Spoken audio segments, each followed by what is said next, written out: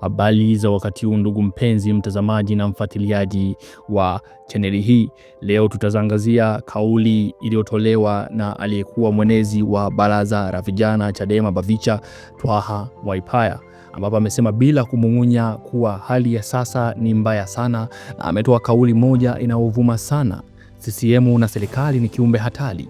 Sasa hivi uchumi wa Tanzania hautashikika kwa sababu nchi yetu haisaidiki. Wameua sana. Hayo ni maneno kutoka kwa Twaha Mwaipaya. Kauli hii imezua mjadala mkubwa mitandaoni na kwenye mazungumzo ya kila siku. Twaha Mwaipaya ambaye alikuwa mwenezi wa baraza la vijana Chadema Bavicha ametoa kauli hiyo leo hii katika mahojiano ambayo yamefanyika leo hii Machi 2026. Alisema bila kumung'unya, sasa hivi uchumi wa Tanzania hautashikika kwa sababu nchi yetu haisaidiki. Wameua sana. CCM na serikali ni kiumbe hatari. Kauli hii ina maana kuu mbili. La kwanza, uchumi hautashikika, yani hauwezi kuendelea vizuri au kushikamana. Na ya pili ni serikali na CCM ni kiumbe hatari, yani ni hatari kwa maendeleo na maisha ya wananchi.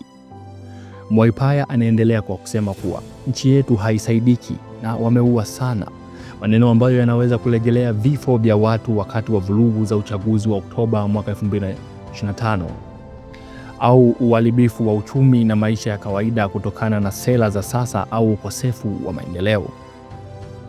Tukija kuchambua kwa kina maneno mawili makubwa, jambo la kwanza ni uchumi wa Tanzania hautashikika. Hii inamaanisha uchumi hauwezi kuendelea vizuri au kushikamana, na data za hivi karibuni zinaonyesha kuwa Benki Kuu ya Tanzania BOT inaripoti ukuaji wa pato la taifa GDP ulikuwa 5.6 mwaka 2025, chini ya lengo la 6 mpaka 7%. Na pia kuna mfumuko wa bei, yani inflation, umepanda hadi 4.2, na bei za chakula zimeongezeka kwa 12 mpaka 18 katika maeneo mengi.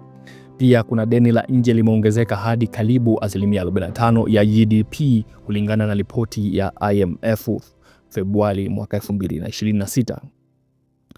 Pia huduma ya deni inachukua zaidi ya 30 ya bajeti. Pia kuna jambo la uchumi wa vijijini na wa kawaida umedhoofika kutokana na bei za pembejeo, mbegu, mbolea na ukosefu wa masoko ya uhakika. Mwaipaya anaweza kuwa anarejelea kuwa uchumi hautoi matokeo kwa wananchi wa kawaida na bei za vitu zinaongezeka, ajira hazipatikani na maendeleo yanaonekana kwa tabaka la juu tu. Kauli nyingine ambayo inasema wameua sana na CCM na serikali ni kiumbe hatari. Maneno haya yana maana mbili zinazowezekana. Maana ya moja kwa moja ambayo inasema vurugu za Oktoba 29 mwaka 2025 kulingana na ripoti za LHRC na Amnesty International zinaonyesha kuwa mamia walikufa au kujeruhiwa wakati wa polisi kutumia nguvu dhidi ya watu waliokuwa wanaandamana. Na maana nyingine ya kimetafora inasema wameua uchumi, matumaini, uhuru wa kisiasa na mustakabali wa vijana kwa sera zinazodaiwa kuwa za ukandamizaji, ufisadi au ukosefu wa maendeleo. Kauli ya kiumbe hatari inaonyesha kuwa Mwaipaya anaona CCM na serikali kama tishio kwa maisha na maendeleo ya wananchi. Data na ripoti za hivi karibuni, kwa mfano IMF ya Februari mwaka 2026, uchumi unakuwa kwa 5.1 mpaka 5.4, lakini mfumuko wa bei na deni la nje vinazidi kuwa hatari. Na kupitia World Bank, bei za chakula na mafuta zimeongezeka kwa 15 mpaka 25 katika maeneo ya vijijini, na umaskini umeongezeka kwa 3 mpaka 5 katika kaya duni. Na data za LHRC pamoja na tukta za Machi mwaka 2026, vijana pamoja na wafanyakazi wanalalamika ukosefu wa ajira na bei za vitu, pamoja na wanasiasa wa upinzani wanasema serikali inashindwa kushughulikia uchumi wa kawaida.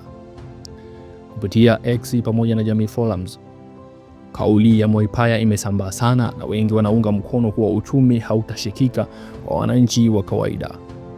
Baada ya uchaguzi wa mwaka 2025, serikali inajaribu kurejesha amani na maendeleo, lakini upinzani unaendelea kusema uchumi unawadhuru wananchi wa kawaida. Kauli ya Twaha Mwaipaya ni kali na ina msingi wa ukweli katika maisha ya kila siku ya Watanzania wengi.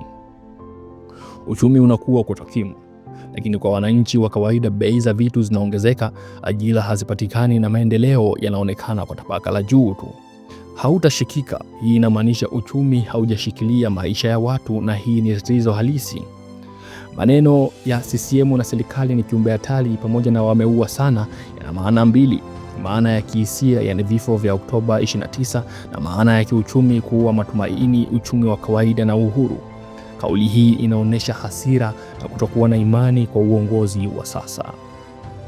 Hata hivyo, kauli kama hizi zinahitaji ushahidi na mazungumzo ya kujenga, na si shutuma tu. Serikali inahitaji kushughulikia bei za vitu, ajira kwa vijana na upatikanaji wa haki ili kurejesha imani. Upinzani kama Chadema unahitaji kuendelea kutoa suluhu za kweli badala ya shutuma tu.